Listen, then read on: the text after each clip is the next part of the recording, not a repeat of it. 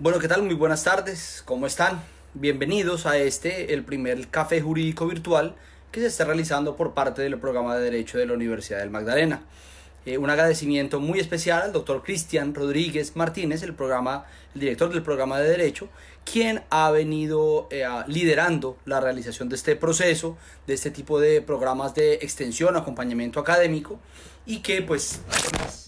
por las circunstancias necesariamente ha tenido que desarrollarse de manera virtual, como varias de las actividades académicas y de extensión del mismo programa de Derecho.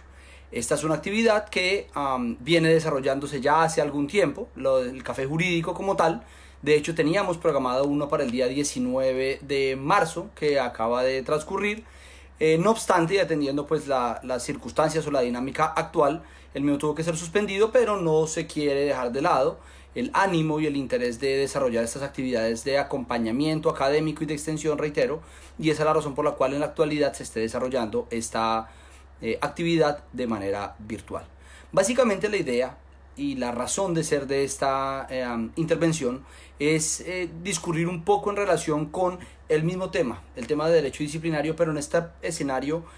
enfocado, concatenado o contextualizado con lo que tiene que ver con la dinámica actual. Esta es la de el COVID-19, cómo esta circunstancia específica incide o tiene injerencia en el derecho disciplinario, pero principalmente en las personas que son objeto de investigación o son sujetos pasivos del derecho disciplinario. Y allí es donde, digamos, resulta pertinente y necesario hacer la contextualización que nos ocupa. Estamos hablando finalmente de que nos encontramos, quienes estamos presentes en esta reunión, quienes estamos aquí escuchando, funcionarios, abogados, estudiantes, profesores universitarios, particulares, digamos, somos bastantes las personas que de una u otra manera podemos llegar a ser objeto de actuación o investigación disciplinaria en un momento dado, por cualquiera de las múltiples manifestaciones del ejercicio de este derecho. Y la idea y el objeto específico de esta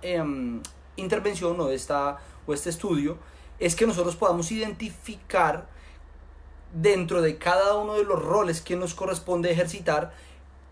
de qué manera podemos eventualmente vernos sujetos a una actuación disciplinaria, a una investigación disciplinaria y por supuesto con ello cuáles serían las eventuales faltas disciplinarias a las que nos veríamos abocado. Uno, cuáles serían los eventuales escenarios de defensa que habría que desarrollar. Dos, y pues finalmente entonces cuáles serían las eventuales consecuencias que en relación o que con ocasión de esta circunstancia particular pudiesen llegar a presentarse. Entonces yo quiero hacer una exposición, digamos, como muy apretada, digamos, simplificada, pero no simplista, de un tema que, debo decirlo, es bastante amplio, es bastante extenso, pero yo quiero es como reducir o intentar puntualizar algunos de los tópicos que de alguna manera resultan más relevantes y que pueden ser, digamos, de más utilidad para lo que nos ocupa. Para esa razón, entonces, yo quiero hacer una exposición, digamos, sistematizada o muy puntualizada, para que puedan ir siguiendo el análisis o lo que vamos a desarrollar a través de una básica introducción de cuál es el tema del derecho disciplinario que atañe, para después de allí identificar cuáles son esas personas que son objeto de prosecución o investigación disciplinaria, cuáles son las normas o aquellas descripciones típicas o normas, reitero, que pueden llegar en un momento dado a generarles incumplimiento y con ello falta disciplinaria. ¿Cuáles son los principios que principal y categóricamente van a determinar la investigación y la resolución de este tipo de procedimientos? Y allí obviamente desarrollar algunas de las temáticas más importantes de cara a la eventual consideración de responsabilidad disciplinaria, y también hacer una alusión particular a el incumplimiento de las funciones derivadas específicamente del contexto en el que nos encontramos en este momento. O sea, con el tema del COVID-19 han salido una serie de normas, obligaciones, consideraciones que resultan pertinentes, digamos, conocer o entender, y obviamente cuáles son esas faltas disciplinarias que en particular se vienen presentando o que existe la opción o el riesgo de que se presenten con todo este fenómeno. Vamos a hacer un análisis un poco casuístico también al final, de pronto como para aterrizar toda toda la discusión y de allí entonces de alguna manera poder identificar cuáles son esos casos que principalmente de cara al procedimiento disciplinario se pueden presentar y obviamente cuáles son esas posibilidades de solución o de resolución que podemos llegar a encontrar. Metodológicamente lo que queremos hacer es desarrollar una argumentación, una exposición de alguna manera un poco magistral, intentando abordar todas las temáticas, y mi equipo, el equipo que trabaja conmigo, se encargará de analizar o de recapitular o recabar todas las preguntas y estas que se encuentren digamos más reiterativas o que de alguna manera atiendan o ilustren de mejor manera lo que estamos intentando expresar, pues vamos a intentar replicarlo o contestarlo al final de la sesión. Entonces pueden ir presentando, pueden ir formulando sus preguntas que el equipo con el que yo trabajo, mi equipo de abogados, se encargará de estar muy atento de tomar, de atender el contenido de las preguntas y por supuesto intentaremos después resolverlas. Básicamente, o digamos muy puntualmente, quiero manifestarles o quiero presentarme. Mi nombre es Diego Fernando Duque Zuluaga, yo soy abogado, especialista en Derecho Administrativo Sancionatorio, especialista en Derecho Procesal. Soy el director de una firma de abogados de aquí de la costa Caribe, Duque y Asociados, que nos encargamos principalmente del manejo y la representación en temas de derecho sancionatorio, lo cual venimos desarrollando ya hace algún tiempo. Entonces eso pues para quienes no conocían, y por supuesto también en acompañamiento y apoyando la oportuna labor que viene desarrollando el director del programa de Derecho, el doctor Cristian Rodríguez Martínez, pues venimos acompañando el desarrollo de las actividades de extensión y lo que tiene que ver con la profundización del área de derecho disciplinario. Entonces, digamos, entrando un poco en materia y ya con el ánimo de que, digamos, comencemos a abundar en lo que tiene que ver con el objeto de esta presentación, pues la primera pregunta que tendríamos que realizarnos es, digamos, cuál es el derecho disciplinario y cómo esto se va a interrelacionar directamente con el contexto del COVID, que es el que actualmente nos encontramos atendiendo. Entonces, lo primero que habría que considerar es la incidencia particular que tiene que ver, o la incidencia que se genera por todas las temáticas del derecho disciplinario a partir, digamos, de un análisis contextualizado de cuáles son esas personas que son objeto de análisis del proceso disciplinario. El derecho disciplinario es aquel que se encarga de controlar el debido ejercicio y actividad, por una parte, de los funcionarios, todas las personas que prestan o desarrollan actividades en nombre o por conducto del Estado, y aquí nos tenemos que encasillar o tenemos que identificar que pueden ser tanto funcionarios como particulares en ejercicio de funciones públicas. De otro lado, y es el parangón que pretendemos establecer, también se encuentran algunas profesiones liberales, algunos profesionales que también por la connotación específica que tiene estas profesiones y por la incidencia que tienen en el desarrollo del objeto, de su objeto, pues también son objeto entonces de control estatal ético, ya sea por una parte o algunas de estas profesiones por funciones jurisdiccionales, esto es por jueces, o de otra manera o en otros escenarios por colegios de pares que se encargan de ejercer el control ético. Entonces, digamos, siendo un derecho sancionatorio, tenemos que hacer una disquisición en relación con la divergencia o con la diferencia que existe entre el derecho disciplinario y el derecho penal. Su objetivo particular, y esto pues digamos porque esto excede un poco de la temática que pretendemos desarrollar, simplemente y para los efectos de esta intervención, pues nos resulta suficiente saber, bástenos con saber con que el derecho disciplinario se encarga desde la punición o de la investigación y sanción de los comportamientos que desconozcan el cumplimiento de los deberes y las obligaciones propias de este funcionario. Sobre ese particular, entonces pudiésemos en un momento preguntarnos, y quiero dejarles a ustedes la inquietud para que consideremos en relación con esta temática, al final, digamos, las opiniones frente a un comportamiento de un funcionario. Entonces podríamos decir que, digamos, un comportamiento, por ejemplo, qué sé yo, un funcionario, un juez que emita una decisión contraria a derecho, pudiésemos preguntarnos,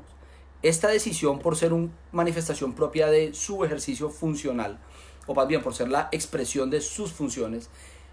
la existencia de una decisión contra el derecho sería objeto de un proceso penal o un proceso disciplinario. Considérenlo, y a partir de lo que estamos hablando, pues vamos a desarrollar las consideraciones del caso. Lo que quiero entonces transmitirles y lo que quiero comenzar a expresarles es, digamos, los objetos del derecho disciplinario. ¿Cuándo puede encontrarse una persona incursa como en un comportamiento susceptible de sanción disciplinaria y quiénes son los destinatarios? Y es importante que tengamos presente que aquí tanto funcionarios como profesionales, como particulares en ejercicio de funciones públicas e inclusive los propios estudiantes universitarios pueden verse sujetos a el objeto de la persecución disciplinaria. Para eso entonces, digamos, quiero comenzar a desarrollar o a puntualizar cuáles son esas condiciones en las que se presenta esta actividad de persecución. Lo primero que tenemos que considerar es que tratándose de funcionarios y servidores públicos, la vinculación específica que se hace en relación de su actividad con el cumplimiento de sus funciones está determinado por una figura propia del derecho disciplinario, como es la relación especial de sujeción. Esto implica que se trata de personas aforadas, estas personas con una condición especial de funcionarios, los que se ven obligados y directamente relacionados con la necesidad de cumplir o de atender unas funciones que están previstas en la ley, en los reglamentos e inclusive en normas blandas, que es una temática de la cual hablaremos a continuación. Entonces, la infracción de estos deberes y la correlativa presencia de una falta disciplinaria deviene del incumplimiento de los manuales de funciones, de las normas que establecen obligaciones o deberes, y la omisión de los mismos o la incursión en las prohibiciones es lo que clásicamente y específicamente dará lugar a la presencia de una investigación disciplinaria. Entonces, digamos, a título de ejemplo podríamos hablar de cuando se trata de un funcionario público que tiene el deber de atención del público, por ejemplo, y el mismo no concurre de manera injustificada a atender los horarios de trabajo que le corresponden, siendo entonces de esta manera un comportamiento que no solamente transgrede o desconoce el manual de funciones que le es propio, sino que adicionalmente genera una perturbación en la prestación del servicio. Son esas las circunstancias entonces que omisivas de las funciones pues van a dar lugar directamente a una investigación disciplinaria. Eso es lo que tiene que ver con el primero de los aspectos. Por otro lado, el segundo de ellos, y esto es los profesionales aforados, estamos hablando de una serie de profesiones liberales como son el derecho o los abogados, todos los profesionales de la salud, los ingenieros, los contadores, profesiones que, como había dicho, por la connotación específica de la actividad que desarrollan y que tienen una relación directa, un interés directo de parte del Estado, pues obviamente se ejerce un control ético en relación con el modo en que ejercen estas actividades. Y decía hace un momento, este control se hace en relación con unos deberes éticos, un derrotero de deberes éticos que se encuentra claramente establecido en la ley. Entonces,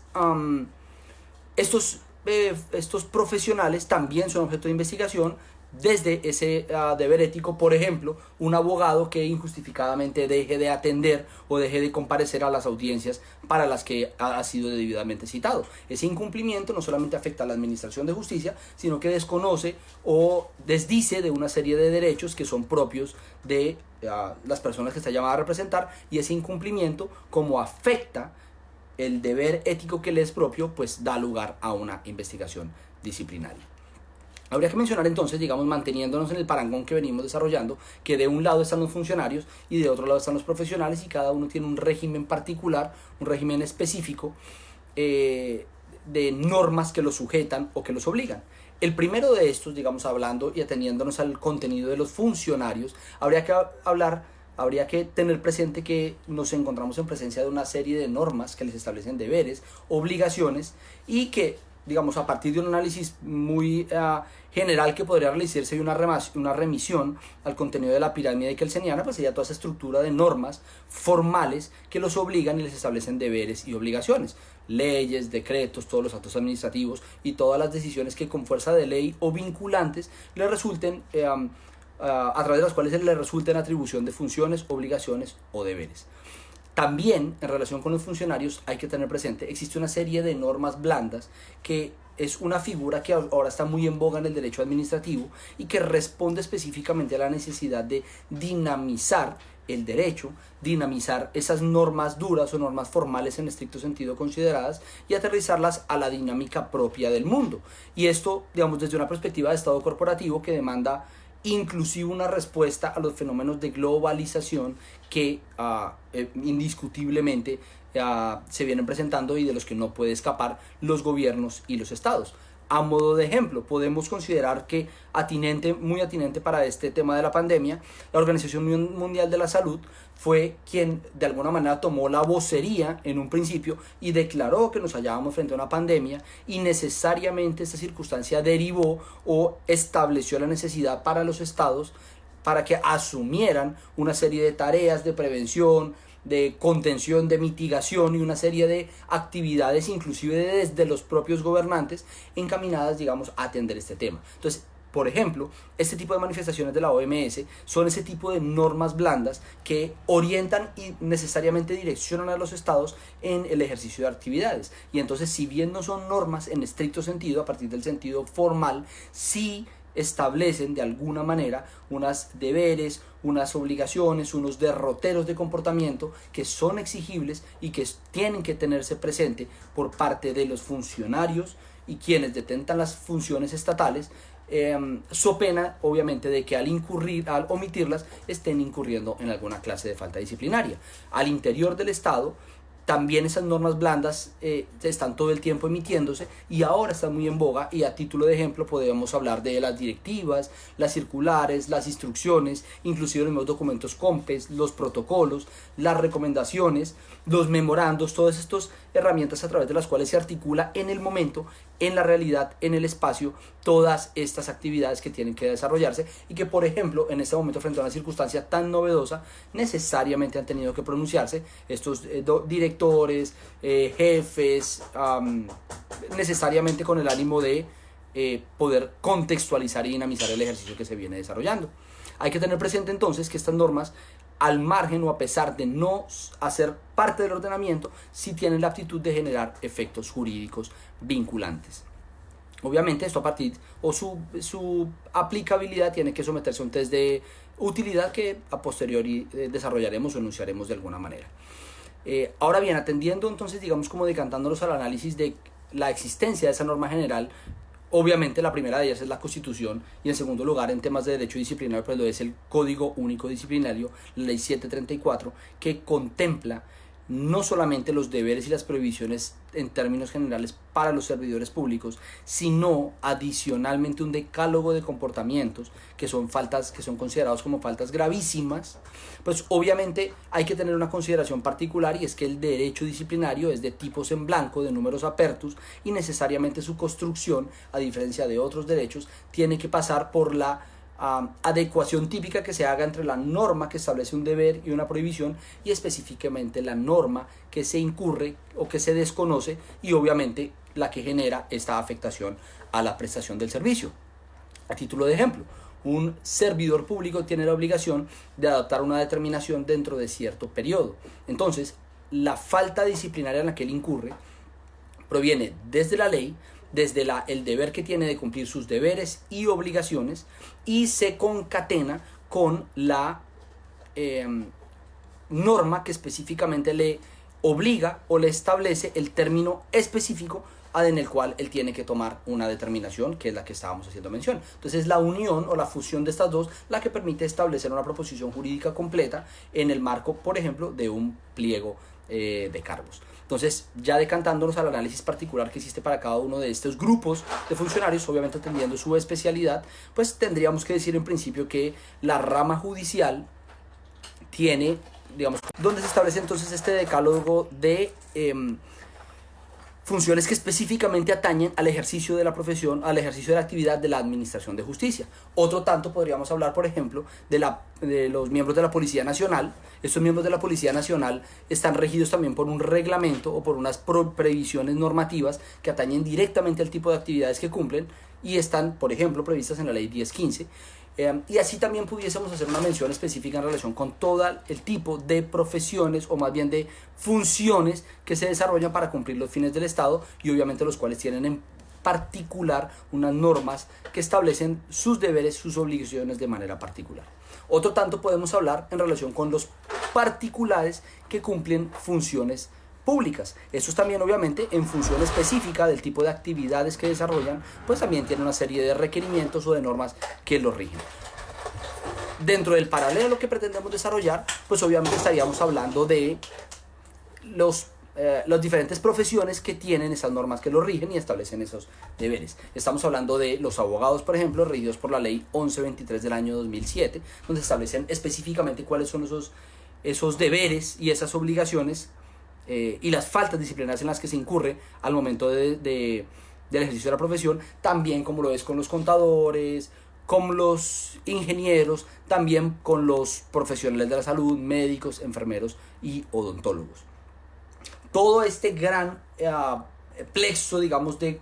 normas son las que establecen esas funciones y esos deberes y esas prohibiciones a que se atañe o por las que se encuentra regulado y restringido el ejercicio de estas actividades, y que son en esencia y de manera muy general los que podemos mencionar los sujetos de actuación disciplinaria. Ahora bien, tendríamos que considerar entonces quiénes son los entes competentes, y esto quiero hacer un paneo muy rápido, los entes competentes para adelantar ese tipo de investigaciones disciplinarias, que lo son en principio la Procuraduría General de la Nación, quien tiene en su cabeza la facultad y el poder preferente de adelantar investigaciones disciplinarias, como también lo son las oficinas de control disciplinario.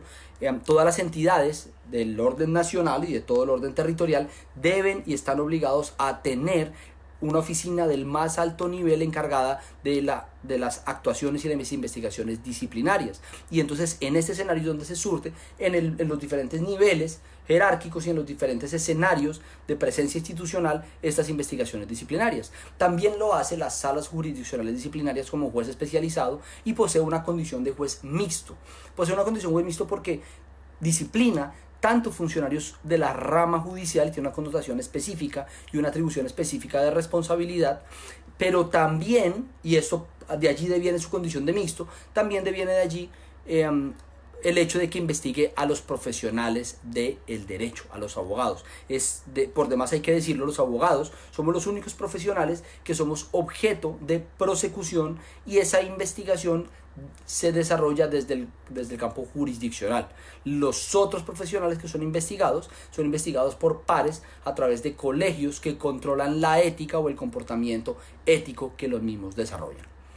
Entonces, digamos que, recapitulando, habría que mencionar que estamos haciendo mención a todos esos componentes generales del derecho disciplinario que van a permitir en un momento dado identificar quiénes, cómo y por qué son objeto de prosecución disciplinaria. Ahora bien, ya digamos intentando decantarnos un poco hacia el tema sustancial, y esto es hacia cómo se va a incurrir en las faltas disciplinarias y cuáles son los elementos que se consideran para poder predicar que existe una falta disciplinaria, pues habría entonces que adentrarnos en la consideración de estos principios rectores y estos principios fundantes de la actividad disciplinaria que insertan o consideran los elementos estructurales del punible disciplinario, y que son los que van a permitir en cada caso particular o específico identificar si un comportamiento que se haya dado lugar, digamos, con ocasión del tema del coronavirus, pues puede ser o no encasillado, tenido o declarado como investigación, como causal de una investigación disciplinaria y por supuesto de una falta disciplinaria. Entonces, obviamente, los principios en los que tenemos que enfocarnos, en los que tenemos que sentar nuestro análisis al momento de considerar cualquier tema de esos es, por supuesto, y en primera medida, porque irradia todo el orbe, digamos, de actividad investigativa y jurisdiccional, el tema del debido proceso. El tema del debido proceso irradia, reitero, todo este tipo de actividades, y es el principio rector a partir del cual va a analizarse todo el desarrollo y toda la sistemática propia de la investigación disciplinaria. Allí también está el tema de la legalidad. La legalidad, digamos, lo entendemos o lo tocamos en esta exposición específicamente para fines metodológicos desde la perspectiva de la preexistencia de comportamientos o de normas que establezcan comportamientos y que obligan el funcionario, y que obviamente frente a su eventual omisión estaría incurso en una falta disciplinaria. Y cuando hablamos del tema de la legalidad, van a presentarse casos como, por ejemplo, en el momento en que dentro de una organización, o más bien, digamos, el presidente de la República ha venido emitiendo una serie de disposiciones, una serie de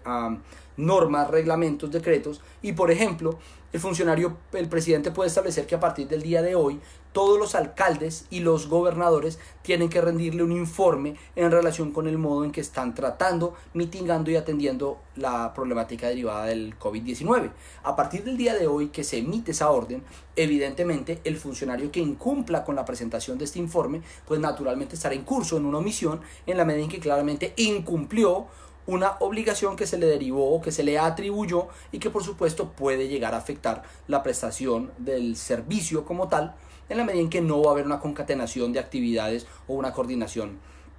entre las diferentes organizaciones. La pregunta es si pudiese exigirse o pudiese reprocharse el no haberlo hecho en los días anteriores cuando no existía esta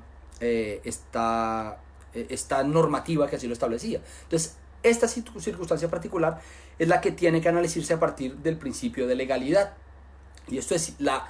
la imputabilidad se deriva necesariamente de la preexistencia de la norma que establece la obligación. Y ese es un tema, digamos, a partir del cual o comenzamos nosotros a vislumbrar algunas de las temáticas a partir de las cuales va a poderse resolver o va a poderse considerar la resolución de las investigaciones disciplinarias que se deriven de esta situación particular. El siguiente que tendríamos que entrar a analizar es el tema de la ilicitud sustancial. Y aquí tenemos que hacer también un hincapié y un énfasis muy específico en lo que tiene que ver con la naturaleza de lo que se denomina ilicitud sustancial. Sobre el particular, quiero hacer, digamos, como una consideración muy puntual donde se establece o donde se ha descrito por parte de los doctrinantes del derecho disciplinario, y esto en una comparación que se hace en relación con lo que clásicamente se entiende por antijuridicidad material, que es la figura propia del derecho penal. Habría que decir que la antijuridicidad de materia disciplinaria es uno de los rasgos que dan autonomía a este campo del derecho, conforme lo plasmó el legislador en el artículo 5 de la ley 734 del año 2002, al expresar que el carácter de antijuridicidad de la falta obedece a una afectación injustificada del deber funcional. Es lo que se conoce como la ilicitud sustancial y que se contrapone al concepto del derecho penal de antijuridicidad material, por lo que entonces, mientras la antijuridicidad material se fundamenta en el daño que se puede generar a un bien jurídico tutelado, objeto de protección de derechos, la ilicitud sustancial se soporta y se agota en el incumplimiento del deber funcional que se contradice o que afecta la correcta marcha de la función pública. Entonces, aquí es donde, digamos, el segundo de los ítems que resulta de principal consideración en tratándose el tema de derecho disciplinario y que va a ser necesariamente un tema bastante sensible en lo que tiene que ver con el análisis de los comportamientos derivados de eventuales omisiones o eventuales incumplimientos de las funciones con ocasión de este tema del COVID-19, es considerar de qué manera ese comportamiento afecta o pone en riesgo la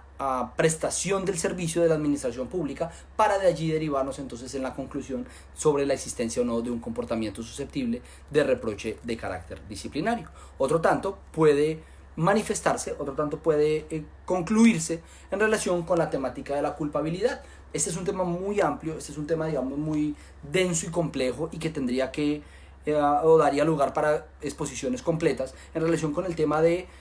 la culpabilidad y particularmente la culpabilidad en temas de derecho disciplinario, donde tiene una acepción muy particular el tema del dolo, atendiendo, digamos, la condición de aforado, la condición especial y la especial relación de sujeción que existe por parte del funcionario en relación con el deber que le es propio. Pero bástenos en esta oportunidad con manifestar que, siendo coexistentes tanto dolo y culpa, hay que hacer un análisis muy detallado, y habrá que hacer un análisis muy detallado en punto de las circunstancias externas que hayan impedido en un momento dado dar cumplimiento a las funciones propias. Estas acotaciones para decantarnos a un tema que creo de alguna manera va a ser, digamos, la fuente de resolución de muchas de las problemáticas que se van a presentar a lo largo como consecuencia de esta circunstancia de la pandemia, como lo son las causales de exclusión de la responsabilidad disciplinaria, que son esas normas o esas figuras que permiten considerar que al margen de haberse desconocido el cumplimiento del deber funcional, haberse desatendido una norma que establecía una obligación, una prohibición o un deber, se establecen circunstancias que la hacen o le restan la imputabilidad atendiendo esos factores externos que determinaron la comisión de la conducta. Sobre ese particular, entonces, tendríamos que hacer un paneo muy general, digamos muy breve, también pretendo hacerlo, pero digamos como suficiente por lo menos para que deje en la mente la idea de estas causales de exclusión de la responsabilidad que se encuentran contempladas en el artículo 28 de la ley disciplinaria. Y digamos, haciendo una consideración muy general de las mismas, habría que mencionar en primer término la fuerza mayor o el caso fortuito en este caso, y este tema del COVID-19 evidentemente se trata de un tema de fuerza mayor y así digamos se ha venido tratando desde el primer momento en que se presentó, y obviamente su naturaleza, su consolidación depende un evento, una circunstancia que tiene gran influencia sobre la voluntad de una persona y que impide una reacción oportuna para que pueda evitar su advenimiento o su acaecimiento. Temas tan básicos y tan reiterados y tan manidos como el hecho de la imposibilidad física que tiene un funcionario de comparecer a atender una de sus funciones o una de sus actividades frente, digamos, a la evidencia o la inminencia de un contagio desde el primer momento en que ello tuvo lugar, pues son circunstancias que obviamente consideradas en el campo particular, obviamente consideradas y circunstanciadas, pues en un principio pueden dar lugar a una eximente de responsabilidad desde una perspectiva de la fuerza mayor. Obviamente, y debe tenerse presente aquí, no basta simplemente con una enunciación, y ya sobre eso hemos tenido casos y sobre eso, digamos, pretendemos hablar un poco más adelante, pero digamos, no es simplemente una manifestación general o genérica o abstracta la que va a dar lugar a la consideración o a la conclusión de la presencia de una fuerza mayor o una causal en términos generales de exclusión de la responsabilidad. En segundo lugar, estamos frente a la presencia o frente a la hipótesis normativa de que se actúe en estricto cumplimiento de un deber constitucional o legal de mayor importancia que el sacrificado. En este momento o en esta hipótesis, el funcionario se ve frente a la obligación de hacer una ponderación e identificar el cumplimiento de un deber o una norma que le sea exigible, le sea oponible, aún en desmedro o aún en desdeño de otra que también le sea oponible pero que tenga un rango inferior. Esto es, digamos, eventualidades en donde la exigencia propia que deviene de la ley tiene que analizarse en contraposición con la circunstancia, con el contexto y muchas veces, por ejemplo, con las disposiciones que en relación con un punto específico sean por sus superiores. Aquí entra a jugar, por ejemplo, mucho el tema de las normas blandas que se resuelven a través del test de utilidad. Por ejemplo, hace poco, digamos en el marco de este contexto, el Instituto Colombiano de Bienestar Familiar emitió una circular, una directiva, a través de la cual ordenaba motu propio, autónomamente, la suspensión de los términos de todos los procesos que se surtían ante esa entidad. Esta norma, digamos, con esta directiva se desconocía la reserva legal, se excedía las atribuciones y funciones propias de el instituto o su propio director, y obviamente esto requirió que por parte del gobierno se ratificara esta disposición porque obviamente había una carencia de facultades. Lo que quiero decir y el punto que quiero ejemplificar es que si, por ejemplo, un funcionario, ante la necesidad de adoptar una decisión porque eventualmente se vencieran términos, porque eventualmente prescribiera una acción disciplinaria o, digamos, se pudiese presentar una consecuencia indeseable y hubiese actuado aún en contra de esta directiva que temporalmente, o pues que se emitió a partir de su promulgación, pues nos encontraríamos frente a la evidencia de que él hizo una ponderación, de que él hizo ese balanceo y optó y encontró que cumplió con el deber legal que se establecía por esa norma de rango superior, aún desconociendo esta norma o esta obligatoriedad que le sugería esta directiva que se había emitido. El tercero de las causales de exclusión de la responsabilidad que contempla el Código Disciplinario es en el cumplimiento de una orden legítima de autoridad competente emitida con las formalidades legales. Frente a esto, digamos, nos encontramos y se presenta usual que tengan que tomarse medidas y principalmente cuando se trata de autoridades jerarquizadas e inclusive castrenses, donde las órdenes son de ejecución inmediata, las órdenes son directas y estas eventualmente pudiesen llegar a conculcar alguna clase de derechos y con ello incurrir en alguna clase de prohibición, que pudiera dar lugar a una investigación disciplinaria. Entonces aquí, en este tipo de temas, también hay que ser muy sensibles y muy puntuales al momento de hacer el análisis, teniendo presente que para que pueda manifestarse que hay presencia de esta causal de exclusión de la responsabilidad, dogmáticamente se han desarrollado una serie de requisitos muy puntuales, como lo son, y para eso me remito al libro del Derecho Disciplinario del doctor Alejandro Ordóñez del año 2019, establece que los requerimientos son que provenga del superior jerárquico con la orden, que ésta sea legítima, es decir, su contenido se apegue materialmente al orden jurídico, que el superior sea competente para emitirla, que el subalterno esté obligado a cumplir la orden y que se cumplan los requisitos de forma previstos en la ley para poder emitir esta determinación. Entonces, si se reúne todo este tipo de condiciones en la orden que se ejecuta, pues digamos pudiese legítima o válidamente por parte de por ejemplo, de un soldado en un momento que al ejercer o al dar cumplimiento a una orden, pues eventualmente pueda conculcar alguna clase de derechos de los conciudadanos. Finalmente, el cuarto que resulta, digamos, como útil para los fines de la exposición que estamos haciendo es el atinente a que se actúe por salvar un derecho propio o ajeno o al cual deba ceder el cumplimiento del deber en razón de la necesidad, la adecuación, la proporcionalidad y la razonabilidad. Esta causal tiene una condición muy particular y es porque demanda una ponderación subjetiva que se hace por parte del servidor en relación con una circunstancia que, si bien puede ser irreglamentaria, le demanda la atención urgente, le demanda la atención inmediata y aún la cumple desconociendo o desatendiendo el marco funcional al que se ve obligado a atender. Diga usted, o habría, por ejemplo, que considerar el momento en que un funcionario que tiene que atender también público, como le estamos diciendo, pero alguno de sus compañeros tiene una crisis o se ve obligado necesariamente a ser trasladado a un establecimiento médico y este funcionario no tiene la capacidad de desplazarse por sí mismo y esta persona decide dejar el cumplimiento de sus funciones para ir a salvaguardar ese derecho propio o ajeno a partir de ese contexto de ponderación. Ahí en un escenario de esos pudiese también válidamente, y claro está, reitero, hay que considerar las condiciones particulares de cada caso,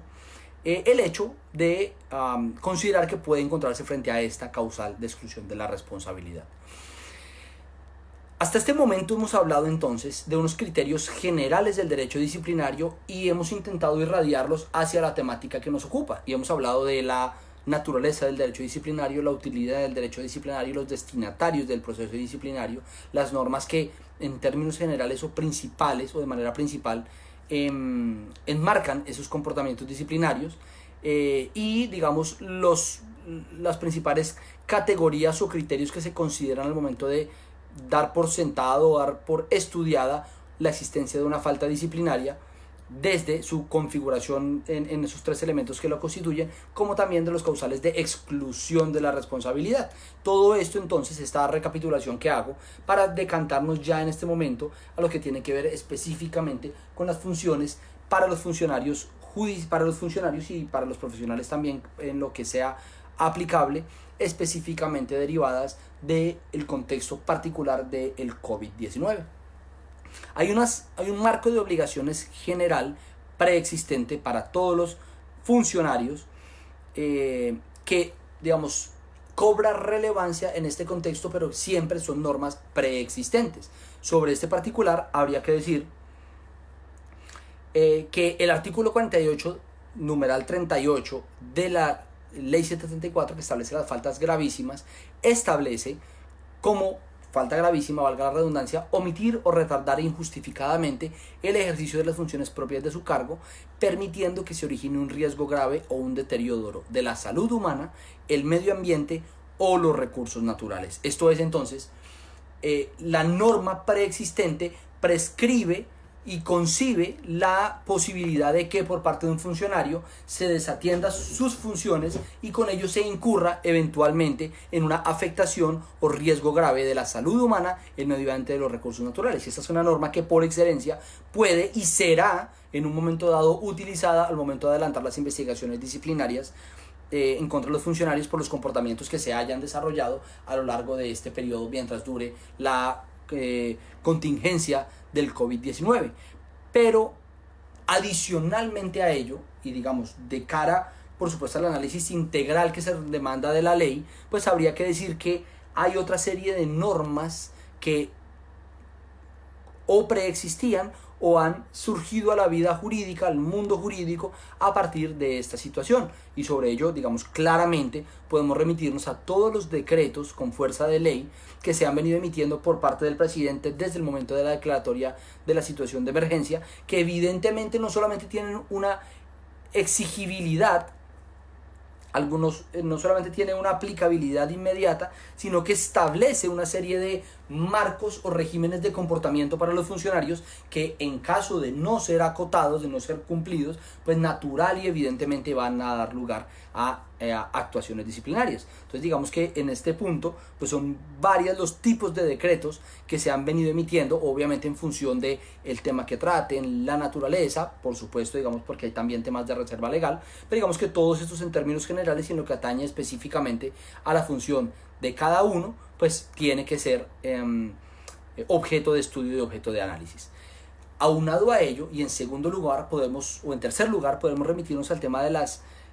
normas como tal, y aquí cobra relevancia la temática a la que hacía mención yo a las normas blandas, que son todo ese tipo de directivas, circulares, recomendaciones, orientaciones que provenientes de la autoridad y propias del ejercicio de dinamizar o realizar en cada caso particular o en los casos particulares o en contextos particulares las funciones o los deberes atribuidos, pues naturalmente se convierten en normas de obligatorio acatamiento para los funcionarios. Esta es una temática muy interesante que ha tenido mucho desarrollo y mucha discusión en el derecho administrativo actual, y digamos no pretendo agotar, estoy haciendo apenas una mención muy superficial, pero si a alguno le interesa el tema puede remitirse a una conferencia que se encuentra en la red del profesor Mario Felipe Daza, que se denomina la responsabilidad disciplinaria de los servidores públicos a la luz del derecho blando. Está en el canal de YouTube del Colegio de Abogados de Derecho Disciplinario y digamos es muy ilustrativo en relación con este tema en particular y se desarrolla obviamente de manera muy amplia. Ahora bien, entonces digamos ya continuando con, digamos, conociendo cuáles son ese tipo de normas que establecen o que restringen o que determinan el comportamiento de los funcionarios, pues tendríamos que comenzar a analizar cuáles en lo que tiene que ver particularmente con las actividades funcionales se han venido presentando. Sobre ese particular podríamos, a título de ejemplo, reitero, mencionar las circulares y las directivas que ha emitido el Ministerio del Trabajo en relación con la dinámica y el modo en que se deben desarrollar las actividades laborales, y obviamente resultan aplicables tanto a los particulares como a las entidades de derecho público, y en ese orden de ideas entonces también son tan exigibles. Y por ejemplo, si a pesar de la existencia de la directiva del Ministerio de Trabajo en relación con la necesidad de implementar medidas de teletrabajo, medidas de trabajo en casa y tareas de flexibilización de horarios, si por ejemplo un director de una entidad X sigue exigiendo a sus funcionarios atender su horario laboral desconociendo las medidas de protección y prevención de contagio del coronavirus, pues evidentemente él se encontraría incurriendo en un comportamiento reprochable y sancionable, y muy probablemente la norma de direccionamiento, la norma deontológica que se le imputaría al momento de ser investigado serían el desconocimiento de estas directivas del Ministerio de Trabajo, en punto particular de lo que tiene que ver con el cumplimiento de los horarios y la flexibilización a través de teletrabajo, trabajo en casa o diversificación de horarios. Otra de las figuras, otra de las escenarios en los cuales se viene desarrollando disposiciones normativas atinentes al derecho disciplinario, a las normas deontológicas, sería las medidas que se han tomado por las mismas organizaciones, por los mismos cuerpos de investigaciones disciplinarias en relación con el modo de desarrollar las investigaciones, los términos de las mismas e inclusive la suspensión de los mismos. Habría que mencionar en ese sentido que la Procuraduría General de la Nación, como ente rector pues, del tema disciplinario en Colombia, a través de una circular del 17 de marzo de este año, suspendió los términos de las actividades propias de su función y solamente con posterioridad ha venido dinamizándolo a través de la implementación de las medidas de virtualidad para, digamos, poder continuar desarrollando las actividades que, por ejemplo, para el caso, tiene que ver con conciliaciones prejudiciales, investigaciones y lo demás. Otro tanto, por ejemplo, ha realizado las oficinas de control disciplinario de las diferentes entidades. También lo ha hecho así la policía a través de sus oficinas de investigaciones, donde también hay una orden de suspensión de términos en la actualidad, precisamente precaviendo la dinámica o la situación que hoy nos ocupa. La rama judicial también no ha escapado al deber de tomar medidas en relación con esa situación, y a través de los acuerdos de la Sala Administrativa del Consejo Superior de la Judicatura se han tomado determinaciones consistentes en suspender las actividades de los despachos judiciales, restringir el desarrollo de estas actividades a lo que tiene que ver con actividades que demanden una atención inmediata, como son acciones constitucionales, como son procesos de personas privadas de la libertad, etcétera, etcétera. Son circunstancias que han tenido que exceptuarse de esa suspensión, pero en términos generales se han suspendido el desarrollo de las actividades judiciales. Inclusive en la actualidad ya se ha dinamizado y se ha puesto en marcha el tema de las audiencias virtuales como mecanismo para atender también la necesidad inminente de la administración de justicia. Estas son normas entonces que preexistentes o no establecen comportamientos relativos a el comportamiento disciplinario y a la prosecución de la que pueden ser objeto los sujetos de la actuación disciplinaria a partir de su incumplimiento. Pero ya, digamos, creo que es pertinente entonces que miremos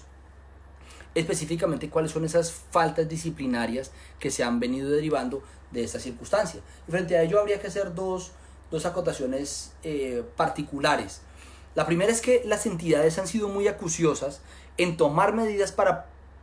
evitar la contingencia que se presenta, los contagios, las infecciones, las afecciones de salud, pero también están siendo muy cuidadosas y han emitido directivas. Por ejemplo, el día de ayer se emitió por parte de la Inspección General de la Policía Nacional una directiva orientada a que por parte de todos los superiores se sea muy cuidadoso con el cumplimiento de los deberes, aún dentro del marco excepcional en el que nos encontramos, de los deberes por parte de todos los funcionarios de cara a la necesidad de adelantar actuaciones disciplinarias si se encuentran comportamientos omisivos o desconocedores de las mismas. Entonces,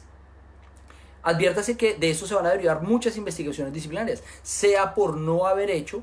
o sea por haber hecho de manera deficiente, o por haber dejado de tomar recaudos que eran exigibles y que demandaban una actividad o una proactividad de parte de los servidores, y que desde ya, inclusive en la actualidad, se vienen presentando y ya inclusive nos han consultado y nos han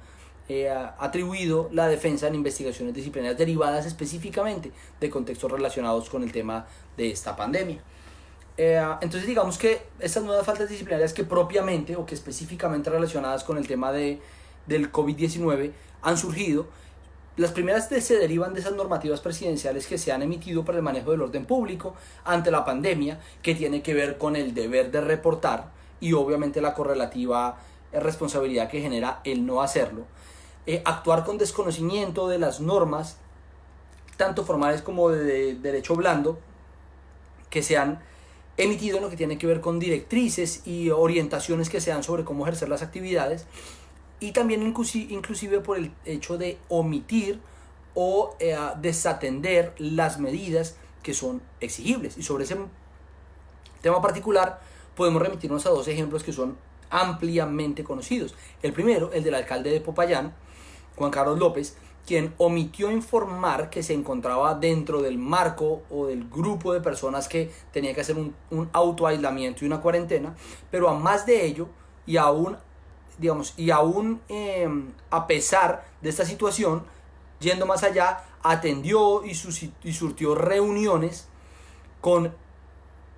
miembros del gobierno nacional, obviamente poniendo en riesgo también la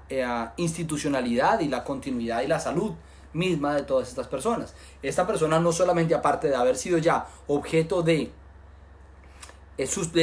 aislamiento, ya está siendo investigada por parte de la Procuraduría General de la Nación por el comportamiento a que estamos haciendo alusión. Incurrió.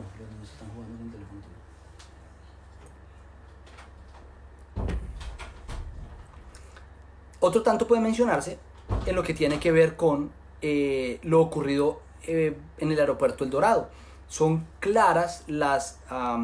manifestaciones que se han realizado en torno a la evidente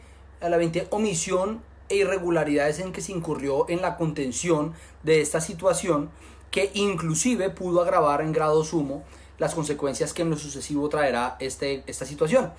Y es claro también entonces que ya por parte del gobierno se tomaron medidas, inclusive renunció quien para ese momento dirigía el aeropuerto mismo, pero lo que atañe y lo que resulta importante en esta oportunidad es la consideración de que todos aquellos funcionarios que presten o que atiendan funciones públicas van a ser objeto de prosecución y de investigación por parte de la Procuraduría en su momento por los comportamientos omisivos que se presenciaron y que probablemente precipitaron la difusión de la pandemia en el país. Eso es lo que tiene que ver con las normas de orden nacional, pero también obviamente hay unas normas regionales y territoriales que se derivan y que devienen directamente de la aplicación de la ley 99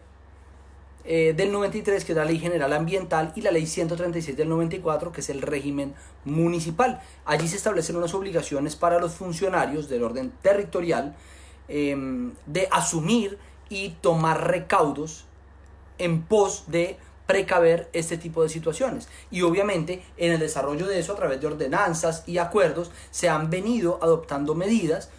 Aquí en el Magdalena, por ejemplo, son ampliamente conocidas las medidas que se han tomado por parte de la gobernación y la alcaldía en pos de obviamente manejar y atender la situación en particular que viene suscitándose. Y es así entonces que de allí también se derivan unas normas y unos derroteros comportamentales para los funcionarios, y en caso de que los mismos se omitan, pues necesariamente va a dar lugar a una actuación disciplinaria.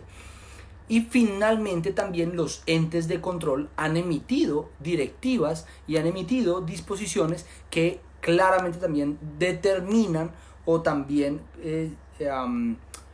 establecen una serie de criterios y comportamientos requeridos de parte de los funcionarios. Y simplemente también reitero, a modo de ejemplo, la Procuraduría, a través de la Directiva 006 de marzo del 2020, haciendo remisión expresa a los deberes, prohibiciones y faltas gravísimas, estableció unas normas comportamentales para los servidores y estableció un deber de acuciosidad mayor y superlativo inclusive frente al manejo de este tipo de temáticas. Otro ejemplo, la Superintendencia de Industria y Comercio ya anunció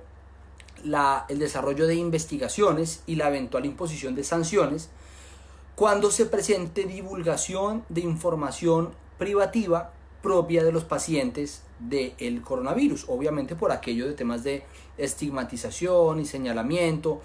que se pueden generar. Entonces también obviamente de allí se derivan obligaciones y deberes para quienes desarrollan este tipo de actividades. El Instituto Nacional Penitenciario y Carcelario, a través de los decretos de emergencia que se emitieron, tanto por parte del propio director del IMPEC como por el gobierno, a través del decreto que está articulándose y está presto y pronto a promoverse, a emitirse, pues lo que claramente se establece son también unos deberes de actuar, unos deberes de actividad para los funcionarios del IMPEC en lo que tiene que ver con normas de salubridad, normas de contención, evitar la propagación, pero también las normas de actividad en lo que tiene que ver con la descongestión carcelaria, la actividad y el movimiento que tiene que darse para intentar descongestionar y sacar a la gente de las cárceles como método para evitar una eventual proliferación de esta pandemia en los establecimientos carcelarios. Finalmente, pudiésemos citar también, y esto lo hago, reitero a modo de ejemplo,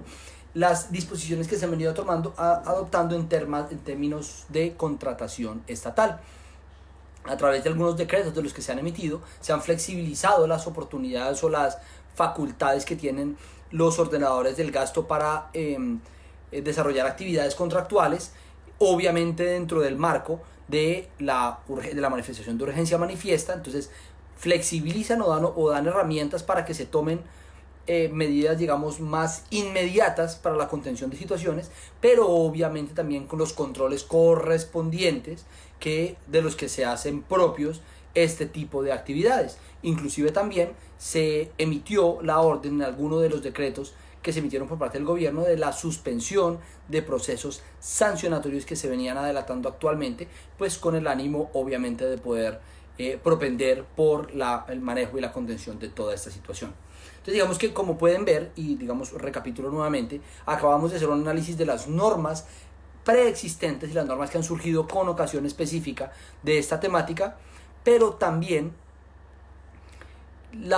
en particular los comportamientos reprochables o los comportamientos ideales que se han establecido para el manejo de esta situación y que naturalmente van a ser objeto de control desde la perspectiva deontológica, ética o disciplinaria al momento en que, digamos, se advierta o nos enfrentemos a la posibilidad de que no hayan sido atendidos con la diligencia correspondiente. Entonces digamos que todo este paneo muy general que se hizo para aterrizar ya en el punto de esos problemas recurrentes que desde ya se están advirtiendo, que desde ya se están presentando con ocasión de todo este tema. El primero, digamos, y el que puede derivar naturalmente de todo lo que hemos hablado es el hipotético incumplimiento de estas normas blandas. Y obviamente entonces lo primero que habría que analizar es si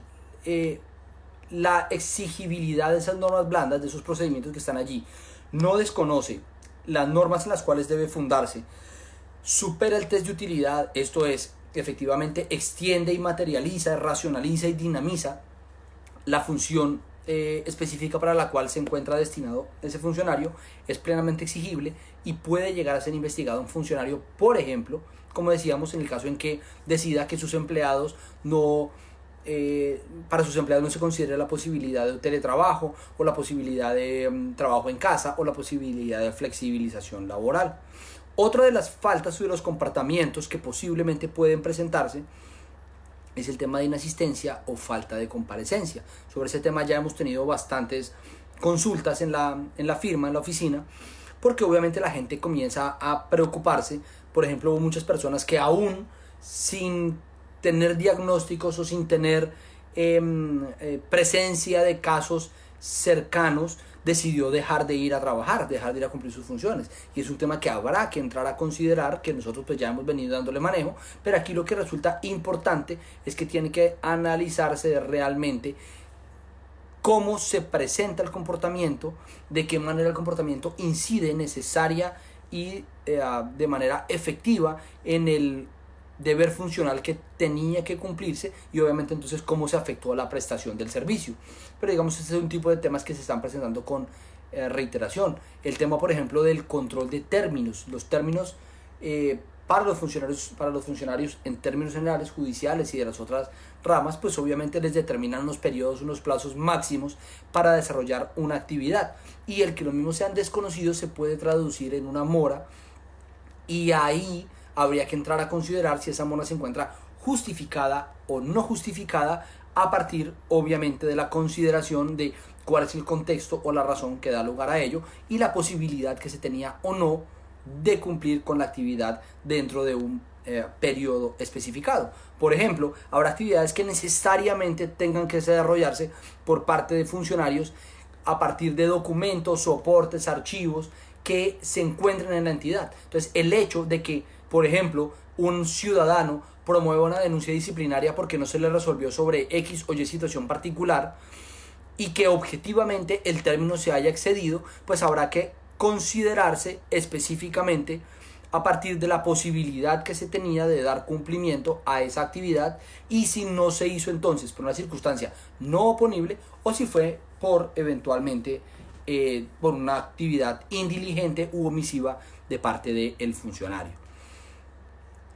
Otro tanto puede hablarse en relación con el tema del cumplimiento del horario. Este es un tema que va a ser también, digamos, muy sensible, porque es que hay un tema muy particular. Cuando hablamos de teletrabajo, quiere eso decir que se está cumpliendo de alguna manera el horario laboral, pero ese horario laboral se está cumpliendo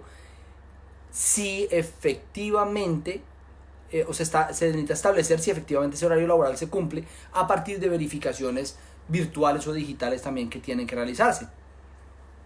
En ese punto entonces va a ser de alta relevancia el modo en que efectivamente se establece si la persona estaba cumpliendo con su horario laboral indistintamente de que él mismo tenga que cumplirlo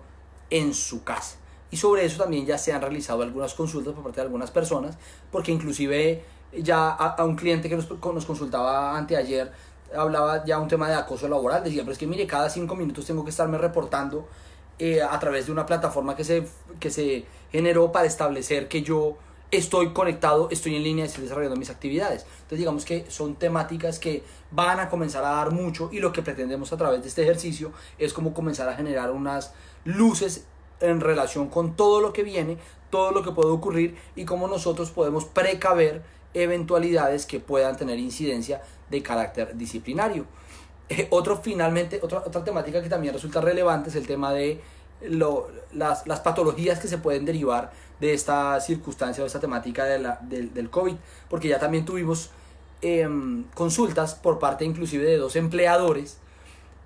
en relación con las inquietudes que le asiste, porque la gente ahora parece que está diciendo, no, es que estoy enfermo. Y es el tema de cómo se establece efectivamente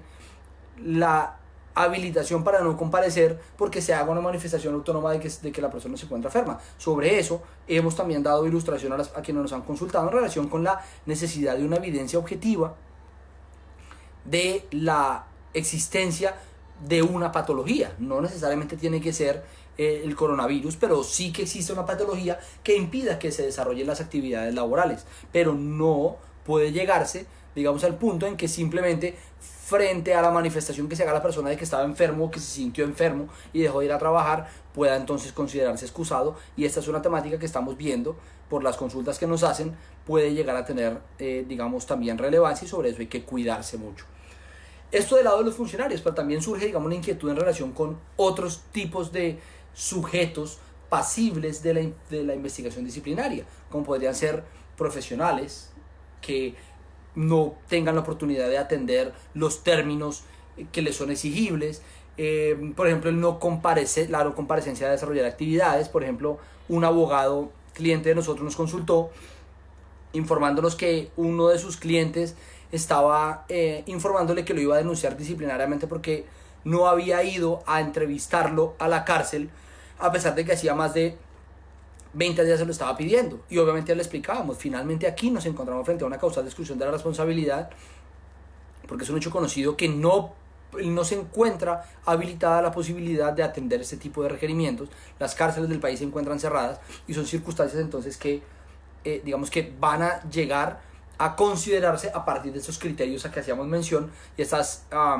circunstancias que estábamos diciendo pues obviamente determinan el ejercicio de los deberes, las funciones y las actividades propias de cada una de las profesiones. Otro tanto es el tema de la no asistencia a las actividades ya en el marco de la virtualidad, del mundo digital.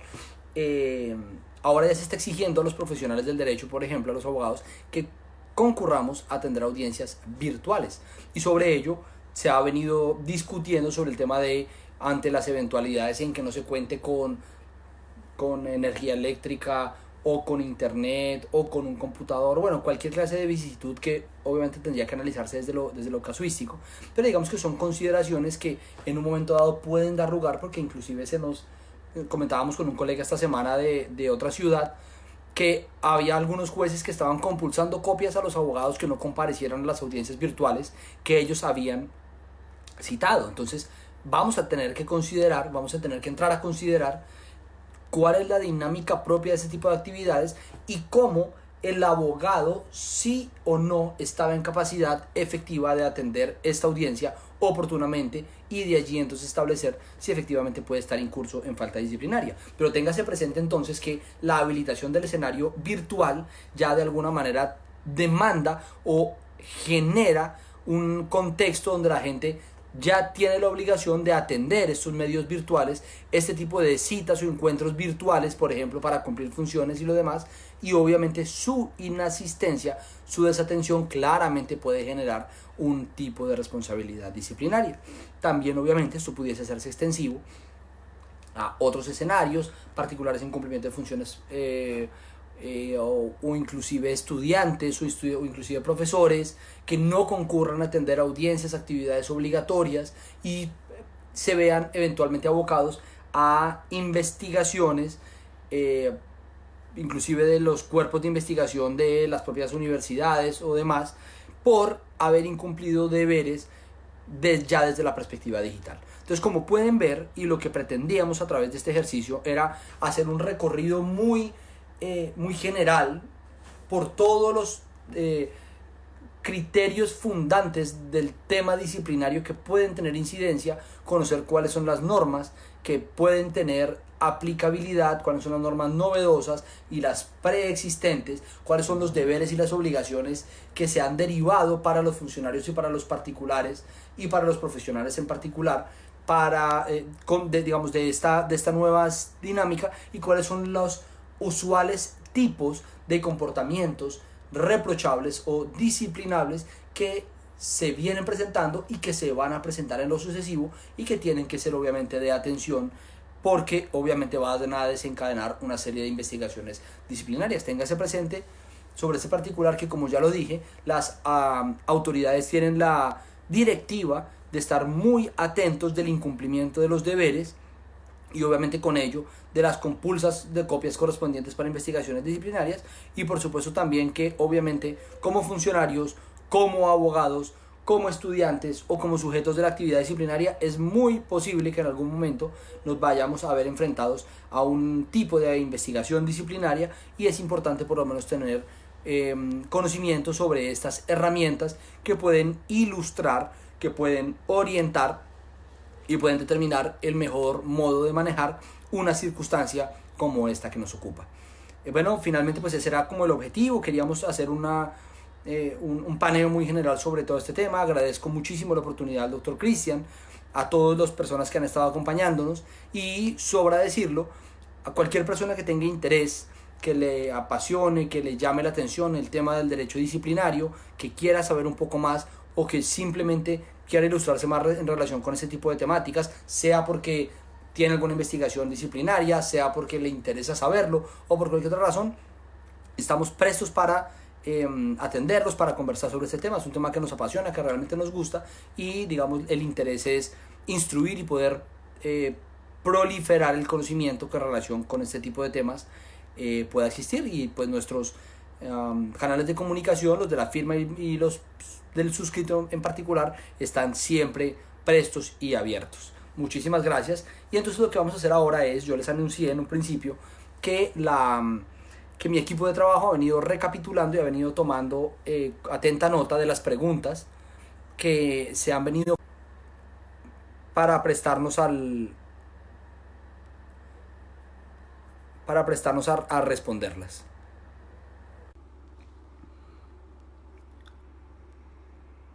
Y no cesar el desarrollo de las actividades frente obviamente al derecho que le es propio a los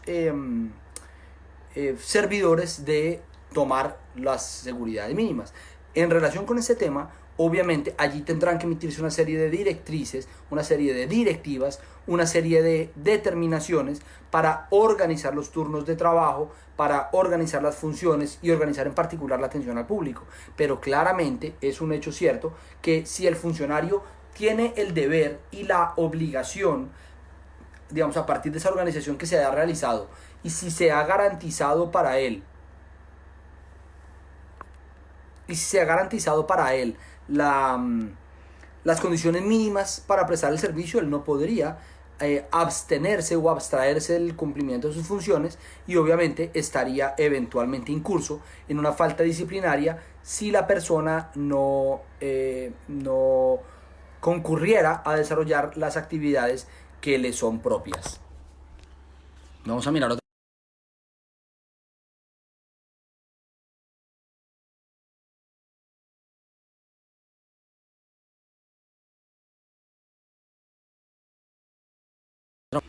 Hay una pregunta que se nos hace muy interesante en relación con el tema de la suspensión de los términos, y es si ya han habido suspensión de términos en materia disciplinaria y obviamente, digamos, las consecuencias que eso tiene en temas de notificaciones. Efectivamente, se han suspendido ya términos en la mayoría de actuaciones, tanto Procuraduría como Oficinas de Control Disciplinario Interno, como el mismo Consejo Superior de la Judicatura y los seccionales de la Judicatura suspendieron los términos. Los mismos se encuentran suspendidos por lo pronto hasta el 13 de abril, que es, digamos, donde está la primigenia suspensión dispuesta por parte, en este caso particular, del Consejo Superior de la Judicatura. Y finalmente, entonces, en ese orden de ideas, habría que mencionar que las actividades de notificación y de términos, que en términos generales, valga la redundancia, vienen desarrollándose, pues obviamente se encuentran suspendidas. No sería o no habría habilitación entonces en este momento para surtir notificaciones o surtir cualquier otra clase de actividades, salvo que, reitero, se trate de actividades, acciones constitucionales, o se trate de trámites donde se juzgue o investigue personas privadas de la libertad. Aquí hay una pregunta que se nos hace, que de pronto no tiene necesariamente que ver con el tema que venimos tratando, pero sí con el tema del derecho disciplinario, y es si el desistimiento de la denuncia extingue la acción disciplinaria. Digamos, aprovechando pues el escenario, pues es bueno recordar que la acción disciplinaria es una acción pública y oficiosa. Eso quiere decir que cualquier medio de conocimiento es válido y es suficiente para que se encauce por parte del investigador la actividad disciplinaria. En ese orden de ideas y con consideración específica en las atribuciones que se establece al quejoso en la ley 734, en particular en el artículo 91, pues podríamos decir, y la conclusión es que no extingue la actuación disciplinaria el hecho de que el denunciante desista de la misma, porque no es su derecho, no se encuentra dentro de sus atribuciones, y finalmente hay que considerar la razón o la esencia misma del derecho disciplinario, que es ejercer control en relación con el debido comportamiento de los funcionarios, más allá del hecho de pensar que se trate de proteger derechos particulares de los quejosos. Por esa razón, entonces, aun cuando el quejoso ya manifieste, no, mire, ya me explicaron, o ya entendí, o ya me sanearon el error,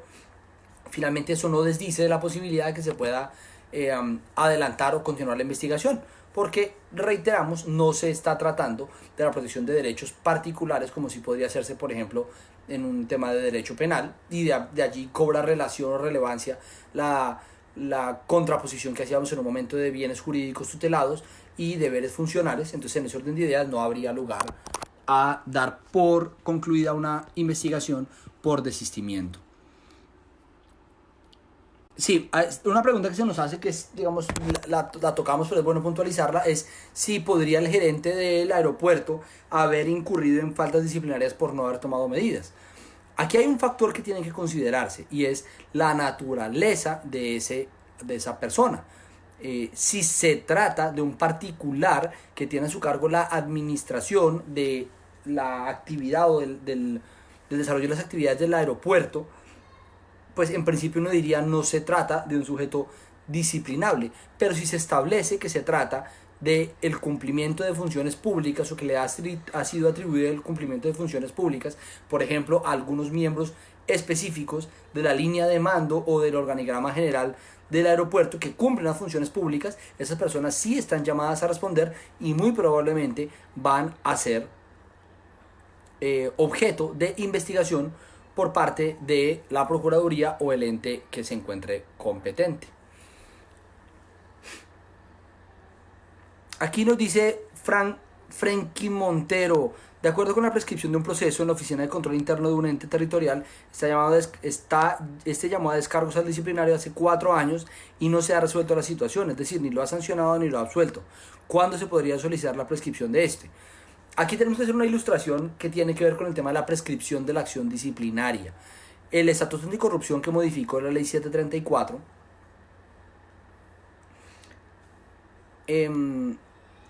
generó o concibió la figura de la caducidad de la acción disciplinaria, que se sumó ahora al tema de la prescripción de la acción disciplinaria. La prescripción de la acción disciplinaria opera 5 años contados a partir del último acto constitutivo de la falta disciplinaria. Y obviamente pues allí tiene que analizarse un tema de faltas de ejecución permanente, faltas de ejecución instantánea, que ya es un tema un poco más complejo. Pero lo cierto es que del último acto constitutivo de la falta disciplinaria se comienzan a contar 5 años. Pero con el advenimiento del Estatuto Anticorrupción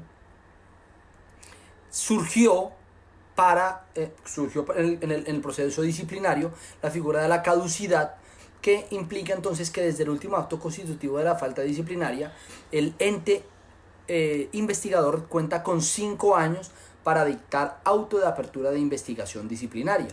Si lo hace dentro de ese periodo, más bien si no lo hace dentro de ese periodo, opera la caducidad de la acción disciplinaria. Pero si dentro de ese periodo de los 5 años dictó el auto de apertura de investigación disciplinaria, a partir de allí comenzaron a contabilizarse nuevamente 5 años,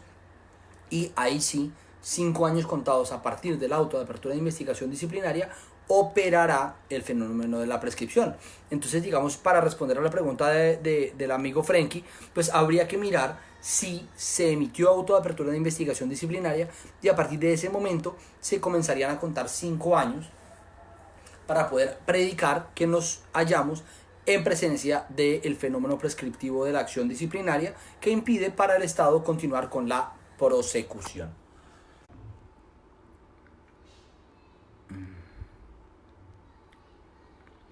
Nos preguntan si el término se encuentra suspendido durante indica que el curso del proceso se suspende y que las actuaciones que se realicen en la suspensión de términos es nulo. Sí, efectivamente, en este momento no puede continuarse con el desarrollo de actividades y el desarrollo de, digamos, actividades probatorias o de decisión por parte de los entes competentes o entes investigadores. Ello efectivamente no se está haciendo, pero en gracia de discusión, y en caso de que se llegara a requerir,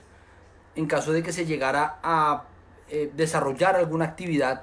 de investigación, la misma obviamente sería nula por violación al debido proceso, no solamente porque estaban suspendidos los términos, sino adicionalmente porque no se pudo garantizar. Hay que decir que la actuación disciplinaria lo que busca es investigar si se presentó, si hubo lugar a una falta disciplinaria, y como consecuencia de ello hay lugar a la imposición de sanciones.